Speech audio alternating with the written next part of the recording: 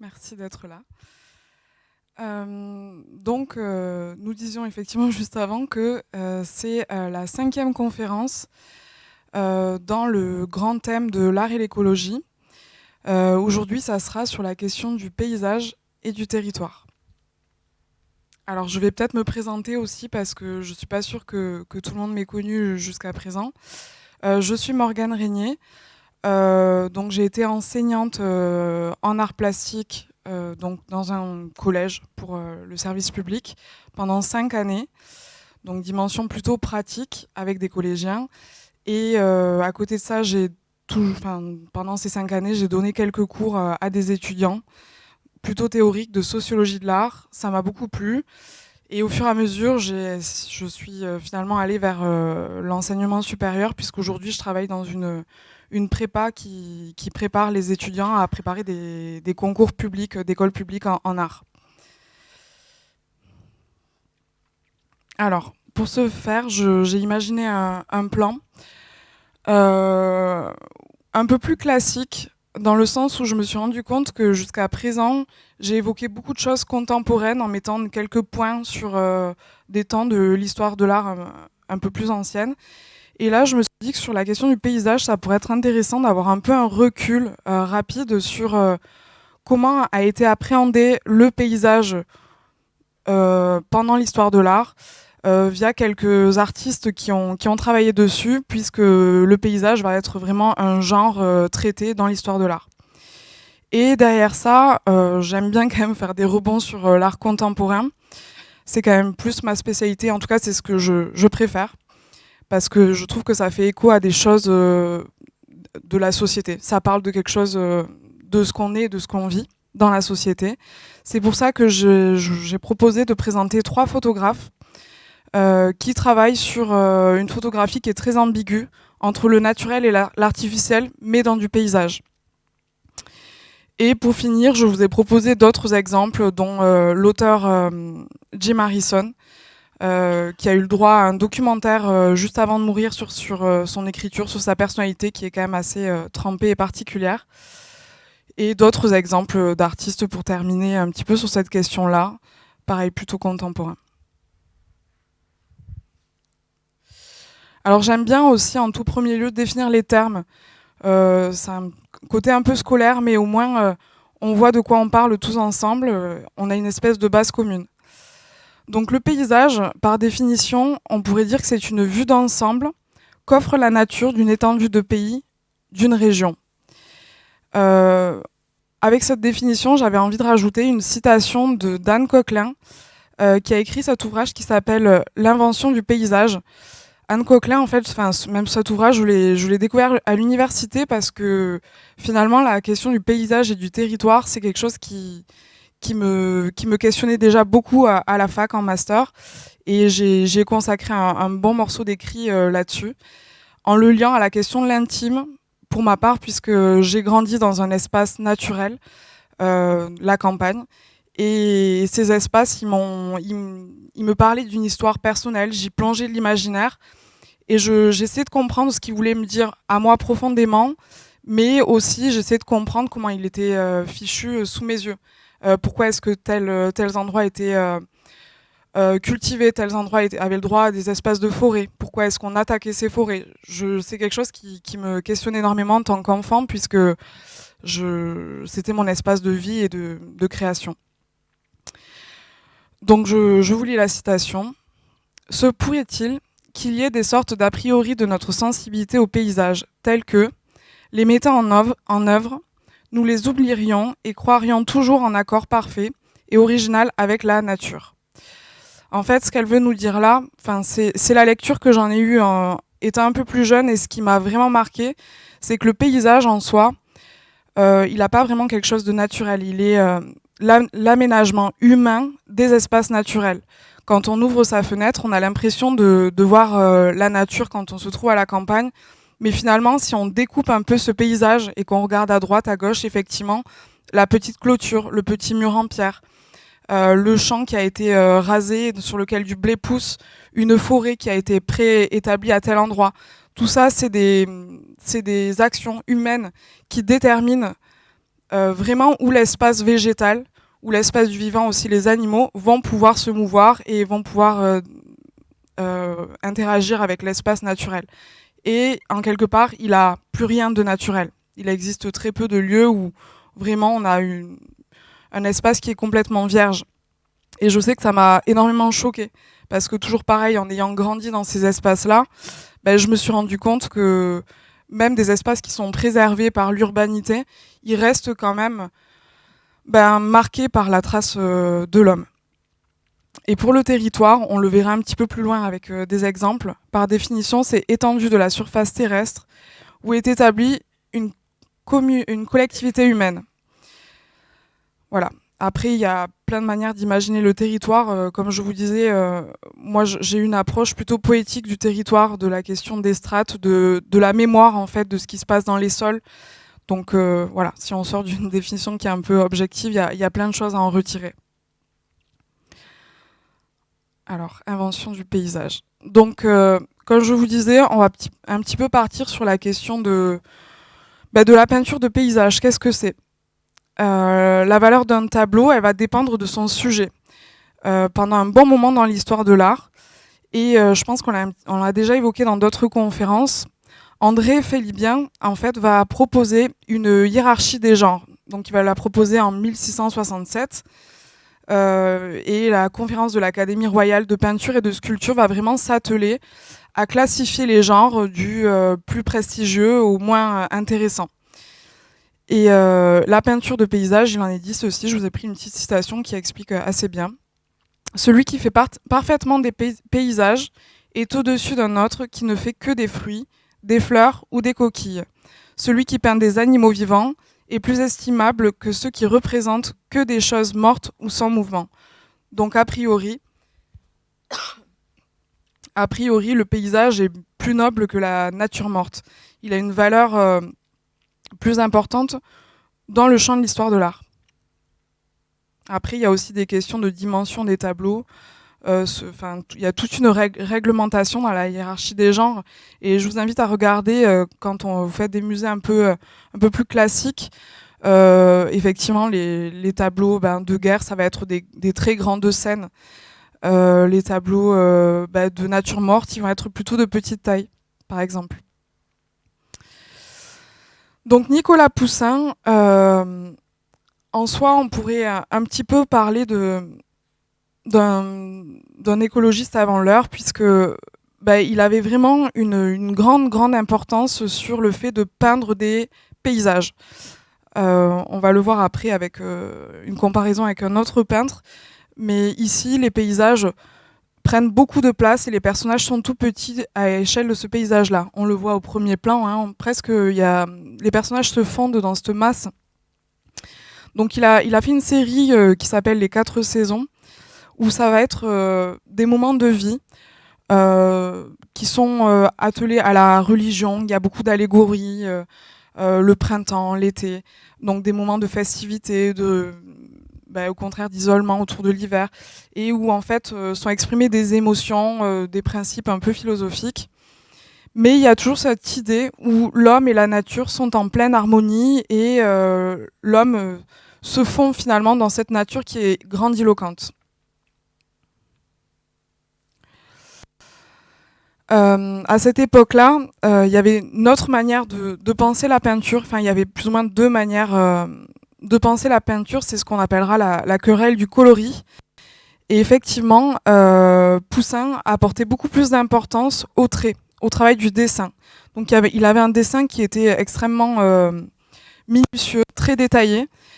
Le travail de l'esquisse, donc vraiment recommencer pour essayer d'avoir le plus de détails possible et engendrer un paysage qui se veut extrêmement réaliste.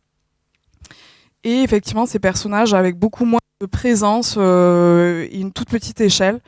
Et en face de lui, il y avait Rubens qui était dans une appréhension de la peinture beaucoup plus expressive et picturale. C'est-à-dire que le dessin avait moins d'importance. Ce qui avait beaucoup de valeur aux yeux de Rubens, ça allait être la couleur, tout simplement, le mouvement. Et en comparant les deux types de tableaux, on voit que, bon, ici, ça se voit bien, mais il y a vraiment des tableaux où c'est encore plus... enfin, présent. Rubens, ici, va mettre les corps en avant, hein. On voit sur l'échelle, il y a quand même du paysage sur les deux, mais la scène de ces corps, donc le jugement de Paris, va vraiment prendre beaucoup plus de place, et le choix des couleurs est plus vif, plus chargé et plus nuancé.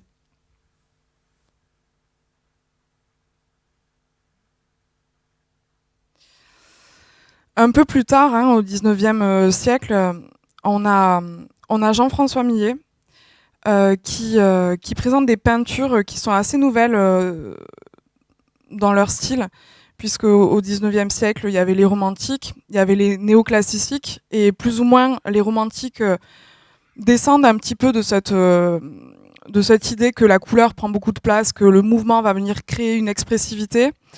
Et à côté de ça, le néoclassicisme va prendre un petit peu de cette école poussiniste qui est assez classique et qui va faire un gros travail de dessin. Et le réalisme, il émerge un petit peu au milieu de tout ça, où finalement, ça va être la première fois qu'on va peindre des tableaux où on représente les scènes du réel. Donc, entre autres, ici, l'Angélus. Donc, c'est un moment de prière dans le champ en fin de journée, ou le repas, ou l'appel de l'Angélus pour le repas du midi, le matin. Enfin, il y a cette idée vraiment de recueillement de deux paysans dans un champ en train de faire leur pause quotidienne de prière.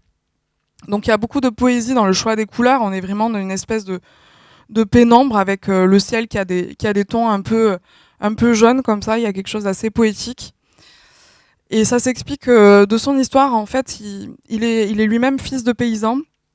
Et il a passé beaucoup de temps à observer ces lieux de nature, de campagne, à observer les gestes aussi de la paysannerie, de répétition, le labeur et le côté très ritualisé. Hein. Tout était pensé autour de cette église qui sonne, où on va dans les champs, on mange, etc. Enfin, un rituel assez rude finalement, mais en tout cas très présent. Et c'est la raison pour laquelle il va vraiment dépeindre ces scènes-là et en apporter de la nouveauté, puisque c'est quelque chose qui se faisait pas du tout à cette époque-là. Donc ici, le paysage, il vient parler un petit peu du quotidien de tout un chacun, d'une humanité. Ça vient témoigner aussi d'une époque. Bon, quand on pense au paysage, c'est difficile de passer à côté de Paul Cézanne, qui a produit notamment 80 œuvres, donc un peu huile, un peu de l'huile, et je sais plus, je crois que c'est acrylique, je sais plus. Non, essentiellement des huiles. Bon. En tout cas, il a passé une bonne partie de sa vie à contempler cette montagne de la Sainte-Victoire, donc vers Aix-en-Provence, et contempler la nature tout court. Et il va proposer vraiment un angle qui est assez inhabituel. D'après ce que j'ai saisi, il va avoir de la notoriété son vivant, mais plutôt vers ses 50 ans, alors que ça faisait des années qu'il peignait. Parce qu'il a une vision donc, où il va essayer de vraiment déconstruire cette idée qu'on a de la perspective. On n'est pas encore dans l'abstraction, mais on s'y approche tout légèrement. En répétant cette montagne, il va vraiment cibler la forme et minimaliser, simplifier pour intensifier la couleur et finalement parler de ce qu'il ressent à travers la couleur. Donc c'est une peinture qui se veut assez synesthésique, hein, où on va vraiment ressentir le paysage tel que l'artiste l'a imaginé, il a ressenti, l'a peint au moment donné. D'ailleurs, il nous dit ceci. Longtemps, je suis resté sans pouvoir, sans savoir peindre la Sainte Victoire. Il y a vraiment l'idée de contemplation, d'immersion, pour essayer de retracer à travers du coup la redite. Hein, il refait en permanence cette Sainte Victoire pour finalement en toucher la représentation de manière sensorielle.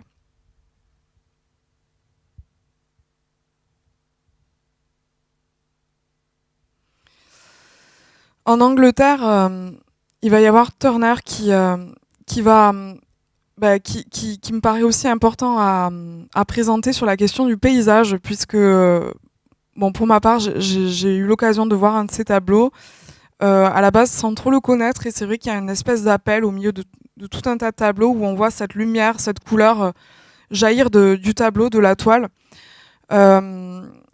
Ici, on est plutôt dans un univers qui est très brumeux, et c'est ce qui m'a plu, le côté un petit peu ambigu, où on a finalement, plus par le cartel, idée d'un train qui arrive, puisque c'est pluie, vapeur et vitesse. Donc on est un petit peu aussi dans un contexte, celui de la révolution industrielle, où on dépeint un paysage qui est dans son temps, avec une brume environnante, où il y a paysage et industrialité finalement qui discutent un petit peu ensemble. Mais il a une manière de traiter la touche et la couleur qui est très proche de celle des impressionnistes. C'est un peu un précurseur des impressionnistes, mais il vient capter les couleurs et la lumière via sa touche qui est finalement extrêmement abstraite. Et il parle effectivement d'une époque de tourment où tout va très vite, et notamment, pareil, on est dans des sujets qui n'étaient pas forcément traités à l'époque, hein. Peindre un train à vapeur, ça n'avait pas forcément de sens et d'intérêt. Pendant longtemps, on a peint quand même des scènes religieuses, des scènes nobles, du portrait pendant la Renaissance, de la perspective, des grandes scènes avec des colonnes antiques. Et là, on est sur une scène finalement quotidienne d'un matin de brouillard en Angleterre, avec un train qui arrive et qu'on perçoit à peine. On est presque dans de l'abstraction.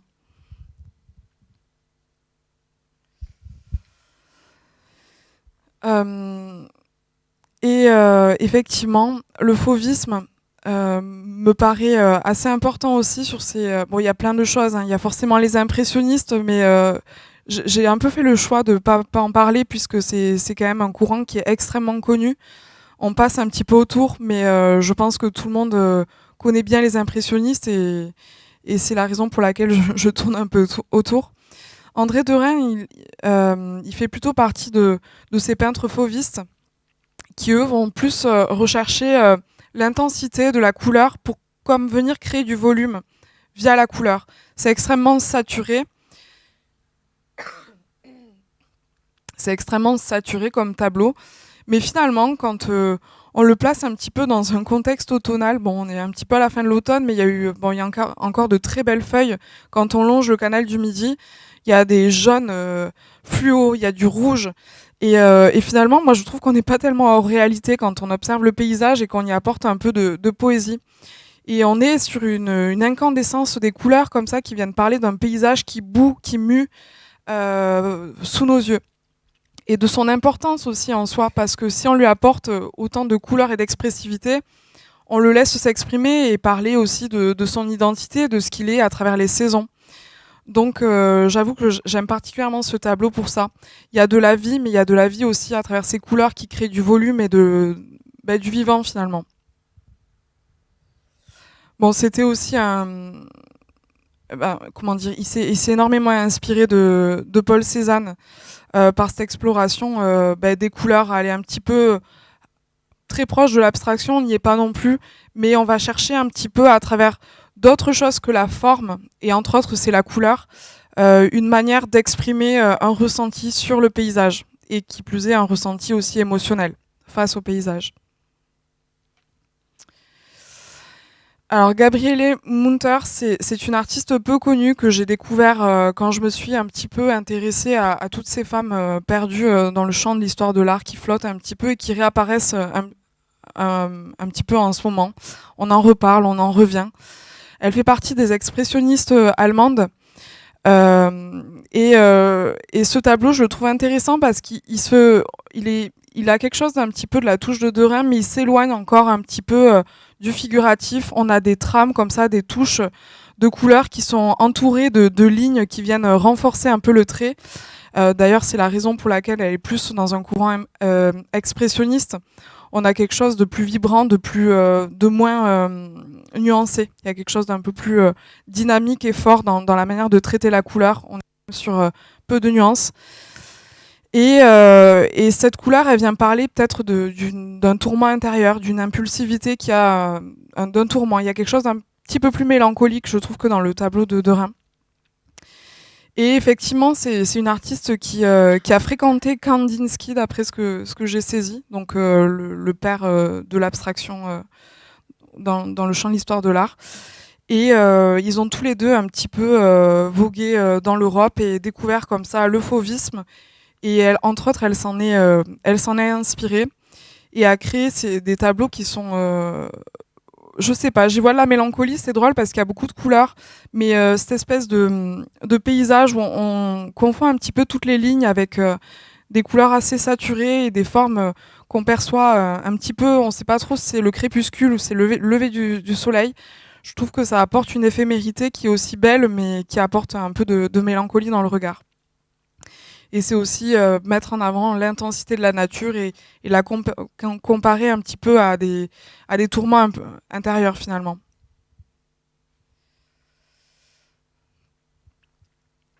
Euh, un petit peu de tout ça autour de cette touche du paysage, de la nature, du végétal. J'avais envie de faire un saut, une espèce de petite parenthèse avec la question de l'art nouveau, qui, à la fin du 19e siècle, arrive un petit peu inspiré par tous ces artistes qui ont traité énormément de la touche, de la couleur et du végétal. On est vraiment, je sais plus, c'est 1841, c'est les premiers tubes de peinture. Donc les artistes, les impressionnistes, ils prennent leurs tubes, ils vont dans les champs et ils commencent une toile le matin, ils la finissent le soir. On n'est plus dans ces journées d'atelier où on commence un tableau, on le fait pendant des semaines, voire des mois. On est vraiment sur quelque chose de plus spontané et qui parle plus des émotions et du ressenti sur l'instant T.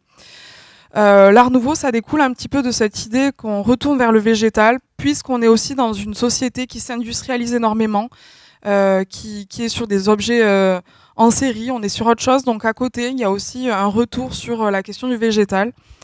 Et je vous ai mis une planche de peinture et de dessin d'Ernest Heinkel qu'on avait cité sur la toute première conférence, puisque c'est la personne qui a posé la première fois le terme d'écologie. Donc je trouvais ça intéressant de faire un petit rappel de cette personne et donc de ces planches de dessin qui représentent des coraux, des végétaux, qui vont énormément inspirer le mouvement de l'art nouveau. Donc l'art nouveau, par définition, c'est ça, hein, c'est des formes sinueuses, très végétales, qu'on retrouve beaucoup dans l'architecture, qu'on retrouve également, on va voir des exemples juste après, dans des peintures. Et on fait vraiment une espèce de retour d'intérêt sur le végétal et la nature. Et vous avez également là une affiche d'Alphonse Mucha. Donc c'est les premières publicités. Hein. On a du mal à le saisir de premier abord, mais c'est une publicité pour du champagne.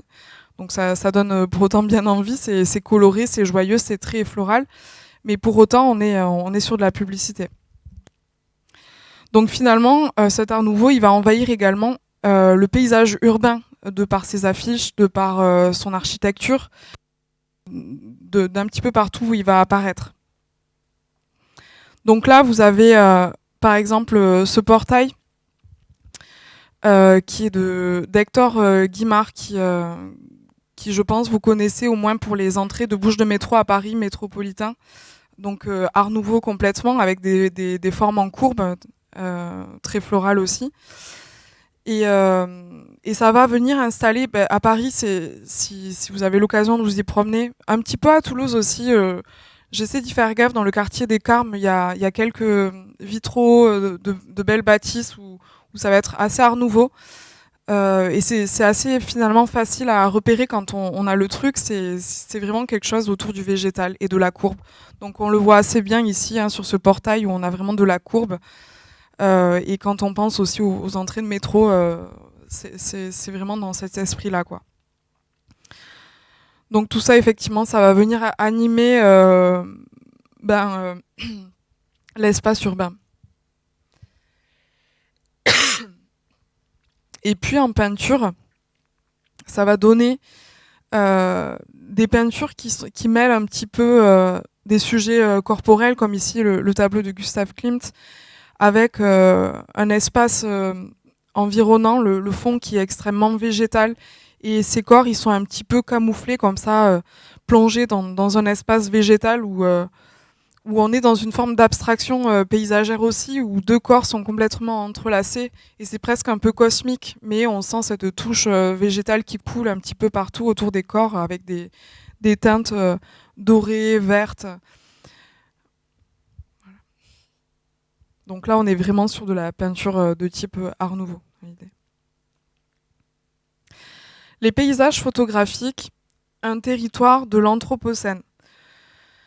Comme je vous ai dit, j'ai rassemblé 3 photographes qui finalement ont créé du lien entre eux. Le premier, c'est Stephen Shore, que j'ai découvert il y a très peu de temps, puisqu'il y avait une exposition à Paris, à la Fondation Henri Cartier-Bresson. Je crois que c'était cette année, en 2024, en mai, j'y étais, quelque chose comme ça, ou en début d'année, je sais plus. En tout cas, j'ai été assez impressionnée par son travail. C'est un photographe américain qui a, qui a un petit peu sillonné les États-Unis. Donc il explique que il avait peu voyagé, et puis un jour il a eu l'occasion d'aller visiter des amis dans un état un peu plus éloigné. Donc il a pris son véhicule et il a traversé comme ça pas mal d'états. Et il s'est rendu compte de la diversité du paysage et de la manière dont l'espace végétal mêlait l'espace urbain. En plus, les États-Unis, on a un petit peu cette idée de ligne de route un peu droite avec ces paysages qui défilent. Donc quelque chose d'un peu cinématographique en soi. Et à force d'observer ce paysage, il s'est dit, mais en fait, il faut que je le photographie, parce qu'il a vu évoluer en peu d'années. Et il s'est mis à beaucoup photographier, à s'arrêter. Il y avait quelque chose d'assez méditatif et contemplatif. Et, euh, et je vous présente cette photo que j'ai vue et que j'ai moi-même photographiée. D'ailleurs, on voit les reflets des vitres à l'intérieur. Qui est une espèce de mise en abîme. Au début, j'ai même cru à un photomontage, ne connaissant pas vraiment le travail de l'artiste. Et je trouvais ça assez intéressant, cette espèce de mise en abîme d'un panneau publicitaire qui propose un paysage de montagne dans un environnement qui se veut naturel, avec un fond légèrement montagneux aussi, et puis une route comme ça qui est juste suggérée. Donc on a vraiment l'idée de poser la voiture, de s'arrêter et de regarder. Et il nous propose vraiment de nous interroger sur ce paysage qui mêle un petit peu urbanité et espace sauvage, et puis la manière dont nous, en tant qu'humains aussi, on s'approprie les éléments, donc dans ce paradoxe de proposer un panneau publicitaire qui propose une vue qui est identique finalement presque. Il y a une tension un petit peu dans cette idée de nature-culture, de méditation automobile. On est sur une contemplation, mais qui est faite à travers un véhicule. Mais effectivement, pour lui, il y a quelque chose d'assez méditatif et d'observer, de contempler les espaces et leur évolution. Celle-ci aussi, je suis restée un moment devant. Au début, j'ai pas trop compris pourquoi. Et puis en fait, je pense que c'est sa composition qui m'a interloquée avec ce drapeau qui vient trancher en deux la photographie et qui représente finalement un symbole assez fort, hein, celui du pays dans lequel il est et qui se déplace. Et puis cette espèce de bâtiment qui vient un petit peu couper comme ça l'énergie de ces deux temps d'images, avec d'un côté tous ces véhicules et puis en fond cet espace végétal qui a l'air un petit peu en début d'hiver ou en début de printemps, on ne sait pas trop, la végétation est plutôt en mode hivernal. Et finalement, elle est en retrait, mais elle paraît hyper sauvage de suite. Et c'est ça qui m'a frappée, je crois aussi. C'est que ça m'a parlé aussi peut-être d'une campagne d'où je viens, où il peut y avoir des zones industrielles où il y a beaucoup d'informations visuelles, des bâtiments, des camions, des poids lourds, de la tôle. Et puis d'un coup, en fait, on passe dans un espace qui est hyper rural, avec énormément de végétation qui a l'air presque sauvage. Et il y a une espèce de contradiction un petit peu entre ces deux visions. Et je trouve que c'est assez intéressant dans son travail, qui plus est coupé par ce drapeau qui parle d'un pays et de toute sa complexité. Donc effectivement, on peut voir... en fait, son travail, il va évoluer. Ce qui est intéressant aussi, c'est qu'un peu plus tard, il va s'intéresser aux drones. Donc il y a tout un pan de son travail qui est un peu plus éloigné, et de cette question de la technologie, de la manière dont on appréhende aussi le paysage. Donc plus en recul avec de la technologie. Et on voit vraiment petit à petit ces espaces urbains s'étaler pour venir apporter très peu de place aux espaces naturels. Et il explore comme ça un petit peu dans tous les sens. Et par exemple, il fait toute une série de photographies un petit peu éloignées comme ça, où ça met aussi en avant ces lignes qui sont pensées par l'homme avec des micro-espaces de végétation. Et il y a quelque chose d'assez esthétique finalement, mais de très questionnant sur la manière dont on pense et on gère l'espace urbain et l'espace tout court, parce que c'est vraiment des très grands espaces qu'il prend en photographie. Ça va être des forêts, des lacs, des parkings, des usines, des rues. Et on est toujours un petit peu baigné comme ça dans une contradiction entre le végétal et l'urbanisation. Et cette empreinte de l'homme qui est inévitable. Et finalement, Édouard Burtynsky, c'est un petit peu le même propos qui va avoir le même regard, mais il l'apporte un petit peu différemment, je trouve. Pareil, je ne l'ai pas découvert il y a très longtemps, mais j'ai été assez scotchée face à ce travail parce qu'en fait, la première réaction que j'ai eue face à ces photos, c'est que je les trouvais magnifiques. Je les trouve vraiment très belles, très chargées, en couleurs, en texture. Ces lignes, je vais peut-être un peu loin, mais ça m'a fait presque la manière dont on dirait des traits de pinceau, hein, d'outils, comme le travail de soulage, où on gratte la matière. Et finalement, on se rend compte en lisant le cartel que c'est un stock de phosphore, je crois. Enfin, c'est vraiment des minerais qu'on vient chercher comme ça. Et qu'il y a quelque chose, un petit peu de l'effroi quand on regarde vraiment ce qui s'y passe avec une eau qui paraît pas si naturelle que ça. Et il nous met, donc on voit aussi en action cette espèce de tractopelle qui avance dans tout ce phosphore. Et il y a une espèce de poésie de la destruction finalement de la nature. Et on va en voir d'autres juste après, mais le fait qu'il soit un petit peu éloigné aussi, c'est montrer l'échelle dans laquelle nous sommes. C'est-à-dire que c'est plus, on n'est pas forcément dans des petites échelles, des petites destructions, et quand on recule vraiment, on voit qu'il n'y a plus d'éléments naturels et que ce qui nous semble être naturel, en fait, c'est de l'artificiel. Et on en revient un petit peu à cette définition du paysage. Est-ce que le paysage face à nous présente encore des traces de naturel, d'espace vierge? Alors il y a celle-ci aussi dans un autre registre. Pareil, la manière dont elle est présentée, on dirait presque une tapisserie, une peinture. Mais on est sur quelque chose qui est très abstrait.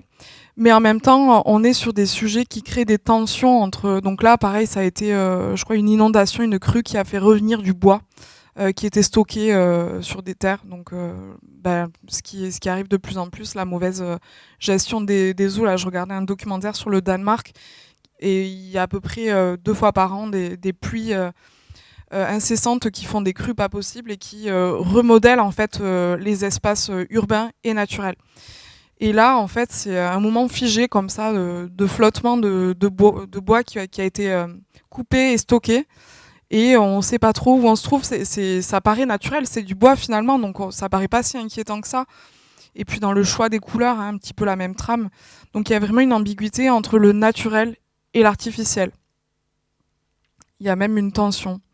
Et il y a souvent aussi ces espaces de terre et d'eau qui viennent comme une espèce de circulation qui donnerait un espoir en fait. Et puis en même temps, cette terre qui paraît un peu en friche, qui se délite finalement. Bon, je vous en ai mis une dernière aussi, où on voit la complexité des lignes, des formes, mais en même temps c'est très suggéré. Je ne sais pas si vous arrivez à percevoir ces espèces de lignes droites qui viennent vraiment parler d'une mainmise sur le paysage qui est complètement modelé. Et finalement, c'est comme une plaie un petit peu ouverte de la terre qui se propose là, mais qui est tellement maniée, remaniée. Et avec cette sensation d'humidité, on a vraiment une impression d'une plaie qui peut jamais se refermer et qui est toujours là, un petit peu en putréfaction, qui propose de la roche, de la boue, une eau dont on ne sait pas trop la qualité. Et il y a une forme d'ambiguïté qui est aussi belle que terrifiante finalement.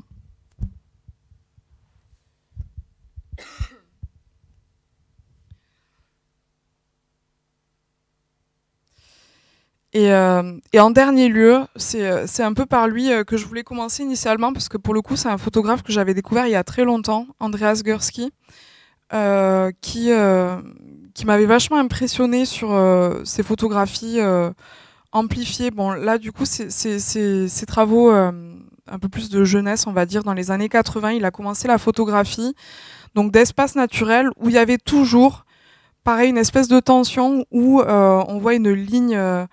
Il y a un peu d'absurdité dans son travail, donc on voit cette espèce de ligne en bas où il y a des humains qui marchent au milieu de ce paysage grandiloquent, magnifique de montagne. Donc c'est ce thème du naturel, de la nature, mais il y a une toute petite touche comme ça qui vient un petit peu questionner. Mais il faut plisser les yeux, se rapprocher pour la voir. Donc la trace de l'humain dans les espaces naturels. Qu'est-ce qu'ils font là? Pourquoi ils sont là? Quelle place ils ont? Et ici, qui plus est, ils ont l'air d'avoir une place un petit peu anodine. Ça fait légèrement écho en termes d'esthétique à tous ces sapins qui n'ont pas pris la neige. On a des petits points comme ça, il y a quelque chose qui est pas vraiment inquiétant. Et finalement, quand on se dit, en imaginant zoomer, on imagine une masse humaine traverser cet espace naturel. Donc il y a aussi peut-être questionner notre rapport aux espaces naturels, entre autres la montagne, hein, qui plus est la gestion des sports d'hiver, etc., qui est quand même assez questionnante de nos jours, où par exemple dans les Pyrénées, il y a presque peu plus de neige. Et on va continuer comme ça à balancer de la neige artificielle pour amuser un petit peu l'humain et continuer. Bon, ça pose bien plus de questions aussi. Il y a des gens qui vivent de ce tourisme-là. C'est pas du tout jugeant ce que je veux dire, mais en tout cas, dans le travail de Gursky, il y a un petit peu ce fossé et ce questionnement-là qui est mis en évidence. Et moi, j'étais plus habituée à ce type de travaux-là. Donc là, on est en 2006. En fait, il va continuer comme ça à photographier des espaces naturels qui sont recouverts de manière inévitable d'une trace humaine. Bon, là, on est sur des panneaux photovoltaïques et en fond, tout en fond, on a, à la lisière, on a ces montagnes qui apparaissent. Donc, il y a un paysage qui est suggéré, mais recouvert de tôle comme ça, comme un petit peu porter une armure sur les épaules. Et en fait, il va développer, il travaille la photographie numérique, il va vraiment s'amuser à développer dans son travail, à multiplier un petit peu l'image pour amplifier les effets. Entre autres ici, 2 panneaux photovoltaïques qui circulent comme ça un petit peu à l'infini dans le paysage. Mais pour un petit peu rentrer dans l'anecdotique, moi cette photo, elle m'a énormément parlé parce que comme je vous l'ai déjà dit, j'ai grandi dans un espace plutôt rural et naturel.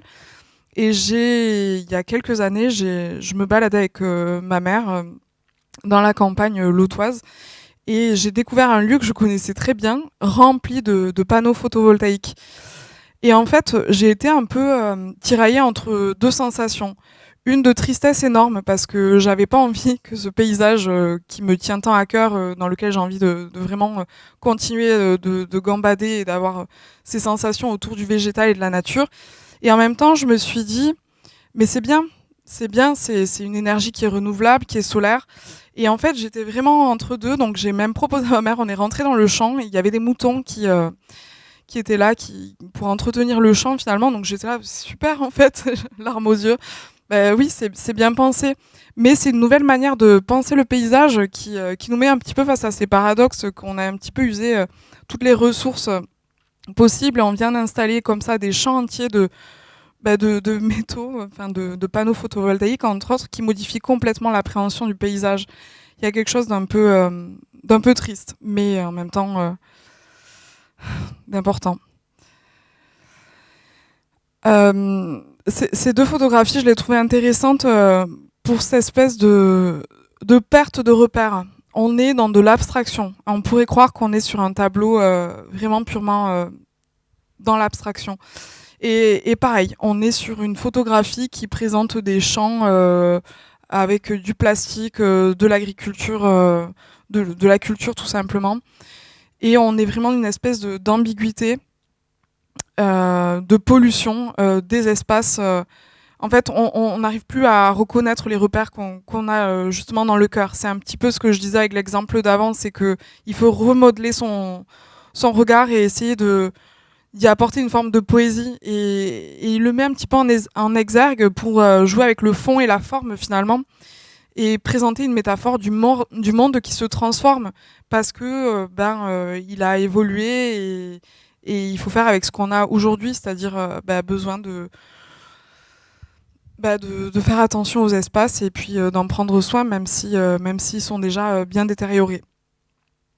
Donc je trouvais que c'était assez poétique aussi finalement d'apporter un regard d'abstraction sur des paysages plus du tout naturel finalement. Le fait d'amplifier aussi, ça va venir questionner cette société qui est dans l'hyper. Hein. On est vraiment dans l'hyper. Écriture du territoire. Bon, effectivement, vous l'aurez compris, ces trois photographes, je les trouve aussi poétiques que difficiles à appréhender. Il y a quelque chose d'assez tranchant. Et c'est pour ça que je voulais un petit peu, dans un dernier temps, apporter un souffle de gaieté, et notamment avec un travail que je trouve extrêmement poétique, celui de Niki de Saint-Phal, avec son parc du tarot, le jardin de tarot, qui se trouve en Italie. Ça fait partie d'un de mes rêves d'excursion, aller découvrir en vrai cet espace qui est donc en Italie, où Niki de Saint-Phal a imaginé comme ça des pièces donc, du tarot de Marseille en grandeur nature. Donc toujours avec sa même manière de travailler. Donc Niki de Saint-Phal, elle est assez connue pour ses... bon, il y a eu l'exposition aux abattoirs où on présente ces grandes dames assez rondes, assez joyeuses. C'est une peintre, sculptrice franco-américaine qui est assez importante dans le champ de l'histoire de l'art contemporaine. Et quand elle parle de cette pièce-là, elle dit qu'elle veut vraiment réaliser son rêve. Elle est fascinée par le parc Güell, donc à Barcelone. Et elle, dans le paysage toscan, elle veut venir installer comme ça 22 statues faites de pierre, de verre, voilà, de miroirs, de mosaïques.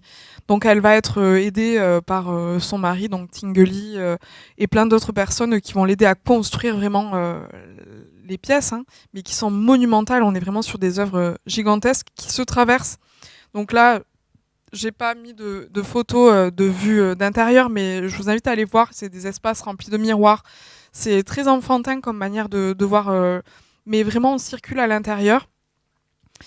Et ça apporte un regard très ludique autour du jeu, de l'enfance, au sein d'un espace naturel. Et qui plus est, on est invité en tant que spectateur à traverser tous ces espaces-là. Donc il y a toujours ces grandes thématiques. Hein. Je crois que c'est la papesse qu'on voit légèrement sur la gauche, qui est une pièce énormissime qu'on peut traverser, où la figure de la femme, donc avec poitrine, corps très volumineux, des couleurs joyeuses, est vraiment mis en avant dans son travail. Donc voilà, je ne sais pas s'il y en a qui ont eu l'occasion d'aller voir, mais c'est vrai qu'elle a l'air de construire un paysage à elle seule, avec un regard qui lui est propre. Et ça donne vraiment envie d'aller découvrir l'imaginaire et de se plonger vraiment dans l'expérience in situ de l'espace et de le traverser, quoi, de le vivre en tant qu'expérience. Bon, finalement, ici, je vais traiter d'un sujet qui n'est pas forcément très gai non plus, avec cette pièce de Cyprien Gaillard, The Recovering of Discovery, de 2011. Donc qui a priori, je pense, en termes de forme, parle à tout le monde. Hein. On est sur une forme relativement pyramidale. Et ça a l'air conceptuel, bien sous tout rapport, mais en fait, ça vient apporter vraiment une réflexion. Ça parle de notre rapport au territoire et à la manière de l'exploiter, de l'envahir, sur tout un tas de questions. C'est questionner la notion de mouvement, de destruction de mouvement, de conservation, de destruction, puisque en fait cette pièce a été proposée et il va y avoir un vernissage derrière où le spectateur est amené à investir les lieux. Et entre autres, chaque morceau qui constitue cette pyramide, ce sont des packs de bière turque. Donc une bière qui s'appelle l'Éphèse, qui est une petite ville en Turquie.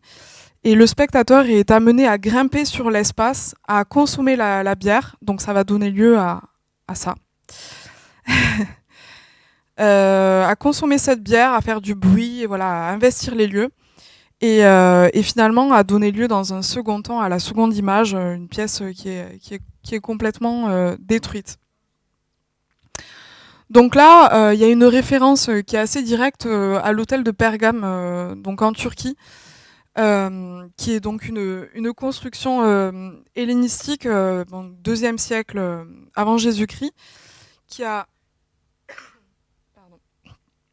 été découverte par les Allemands au XIXe siècle et du coup négociée et pillée, donc détruite et reconstruite donc, à Berlin sur l'île au musée, donc le Pergamon Museum. Et qui pose cette question de l'appréhension du territoire, de la question du pillage colonial. Bon là, c'est sur cet exemple-là, mais ça pourrait se diversifier en France et sur tout un tas de sujets, évidemment. De qu'est-ce qu'on fait de ce patrimoine, qui plus est, l'Allemagne ne semble pas vouloir restituer ce patrimoine-là. Mais du coup, de manière un peu métaphorique, hein, quand c'est dans un espace intérieur, on présente un patrimoine et il y a vraiment quelque chose de métaphorique de qu'est-ce qu'on fait de l'espace paysager, de l'espace du territoire qui n'appartient pas et qui va être pillé. Et ici, c'est extrêmement radical, c'est fait en quelques heures autour d'un vernissage. Donc je trouve que c'est très percutant comme manière de faire et de parler de sujets très politiques et très actuels, hein, la question des restitutions des œuvres coloniales. Donc on retourne un peu plus en légèreté avec Henri Cartier-Bresson, qui est un photographe qui a largement marqué le XXe siècle, avec une photographie qui se veut très sociale. Henri Cartier-Bresson, il va vraiment prendre son appareil photo, aller dans les rues et photographier ce qu'il voit, c'est-à-dire les espaces Paris dans ce qu'il est, vraiment brut et dur, donc les usines. Il y avait une super exposition, bon, c'était pas Cartier-Bresson, c'était Robert Doisneau au Dôme de Toulouse, enfin de Saint-Cyprien. Et c'est un petit peu dans la même veine où on va venir prendre en photographie des espaces pour témoigner d'un moment de vie. Donc c'est vraiment de la photographie sociale. Et Cartier-Bresson, il est très connu pour cette idée de l'instant décisif, c'est-à-dire qu'il n'y a pas besoin de prendre 20 photos. On a l'appareil en main et puis à un moment donné, il se passe quelque chose et on appuie et la photo va vraiment parler d'elle-même. Alors j'ai choisi celle-ci parce que c'est une question que j'avais posée enfant à mes parents. Les platanes, les allées de platanes en fait. Qu'est-ce que c'est ces allées de platanes qu'on a partout en France ? Et du coup, quand je suis tombée sur celle-là, je trouvais qu'elle parlait vraiment d'un paysage qui est marqué aussi d'une histoire. Et entre autres, j'ai appris que l'histoire de ces platanes, c'est donc le 19e siècle, les soldats qui rentrent, qui ont chaud, qui ont besoin d'ombre et qui vont marcher comme ça, donc le long du canal du Midi, hein, les premiers, donc pour s'abriter un petit peu du soleil et s'épargner un peu plus de fatigue. Et donc finalement, c'est notre paysage urbain, rural aussi. Hein, on traverse des villages entiers où on voit ces platanes. Et c'est très référencé. Hein, moi, ça me fait beaucoup penser, ayant pareil grandi à la campagne, aux accidents de voiture, toutes ces choses-là. Et finalement, c'est un arbre qui n'est pas du tout français. Hein, il vient, je ne sais plus, de Serbie, de plein d'endroits, mais pas forcément en France. Il a été amené par Napoléon. Et donc je trouvais que ces photos à Henri Cartier-Bresson, elles parlaient aussi d'un paysage français en tout cas, qui explique un petit peu les traces de tout ce qui s'est construit et entre autres, pourquoi pas les arbres qui ont été plantés là à un moment donné. Et on n'est pas sur un espace qui est naturel, même s'il est végétalisé. Et entre autres, j'ai appris comme ça que les platanes n'étaient plus plantés. Bon, c'est un arbre qui pousse vite, je crois aussi. Et à côté de ça, on a Martin Parr, qui est un artiste plus contemporain anglais, qui en général prête plutôt à rire. Il y a quelque chose d'un peu glaçant aussi dans ses photographies, où il va venir comme ça dans des lieux, bon là entre autres c'est les pyramides égyptiennes, il va venir photographier le touriste un peu classique qui va venir donc avec son sac à dos, son appareil photo, sa perche à selfie, prendre une photographie de lui-même. Et donc ce jeu un peu de perspective avec la casquette à l'envers, boy, et puis voilà, il y a une espèce de jeu un petit peu d'angle de vue.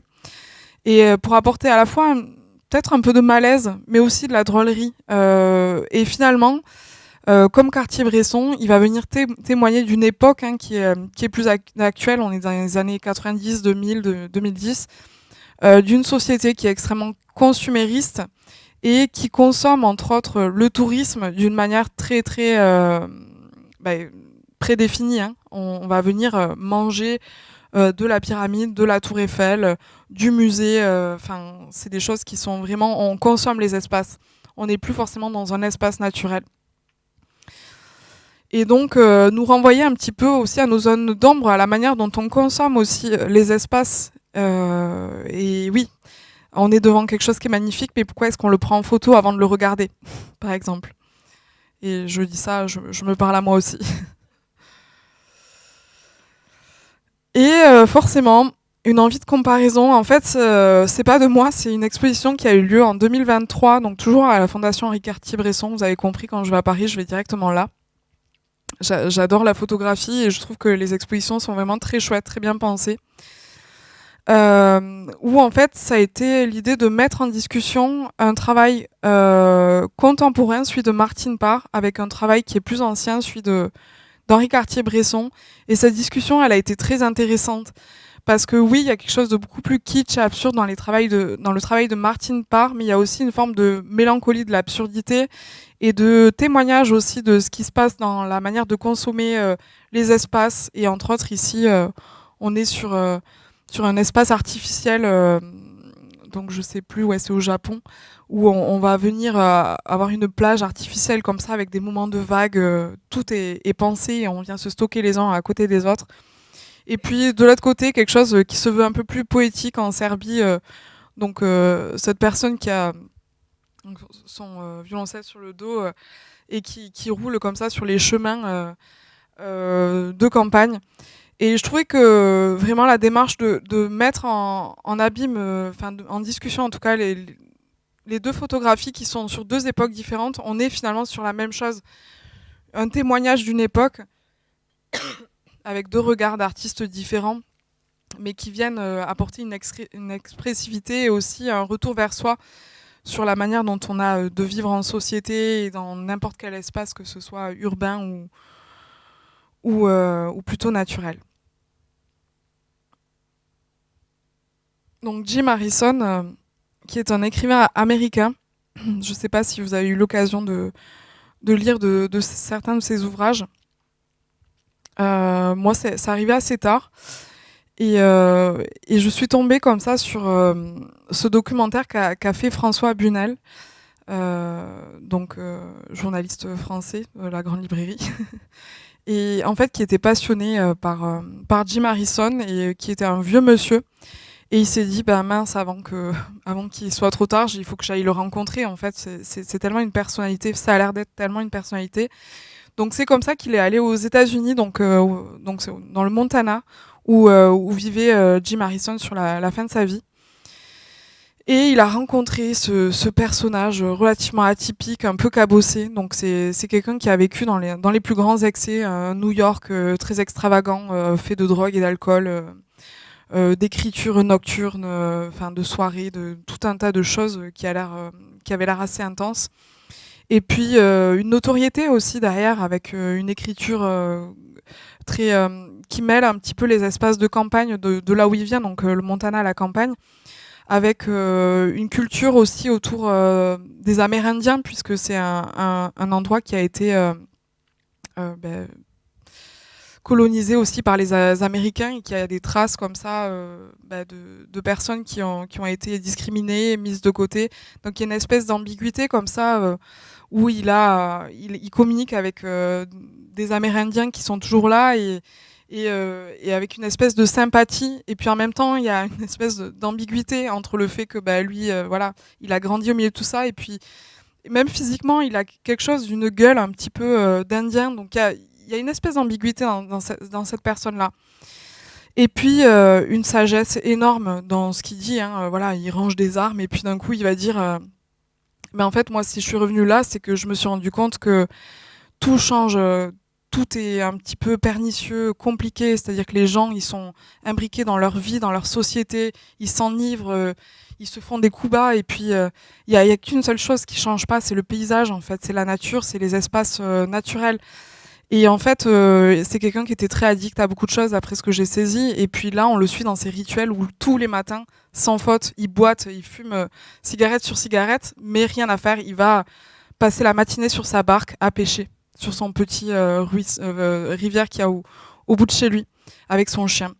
Et ça, il explique que ces rituels-là, ça n'a pas de, enfin, ça a une valeur inestimable et que c'est ça qui le sort de ses addictions et qui, pour lui, retourner dans un espace sauvage, c'est reconnecter avec notre nature humaine. La nature humaine, c'est être fait d'amour, de bonté, de sagesse, de rituels, de lenteur.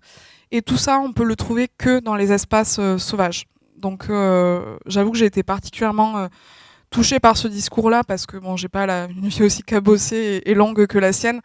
Mais c'est des questions que je me pose aussi sur la manière d'habiter l'urbanité et comment trouver un équilibre dans cette vitesse de la vie. On a beaucoup de choses à faire, on prend peu de temps pour s'asseoir et penser où on est, à regarder un arbre, une lumière. Et je sais que, enfin, voilà, il y a quelque chose d'essentiel dans l'espace sauvage qu'il explique très bien dans ce documentaire-là. Seule la Terre est éternelle, je vous le conseille vivement.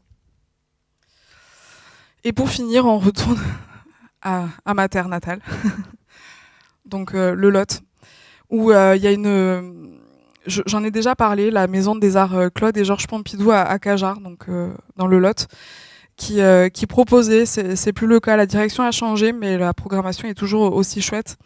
En tout cas, pendant des années, ils ont proposé un parcours d'art contemporain en pleine nature, dans la vallée du Lot. Donc le Lot, effectivement, il y a une vallée qui est sillonnée par la rivière Lot et un petit peu le Célé.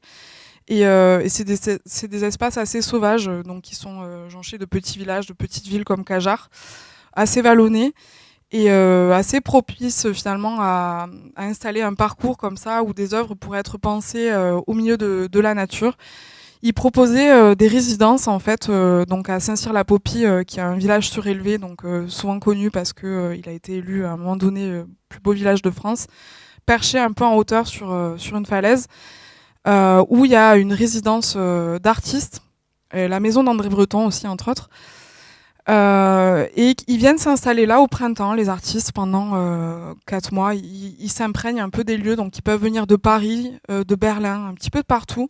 C'est souvent des personnes urbaines, justement, donc c'est ça qui est assez drôle, mais qui sont sensibles à la nature pour autant. Et ils s'imprègnent comme ça des lieux, ils visitent, ils méditent un petit peu, et ils proposent comme ça des œuvres in situ.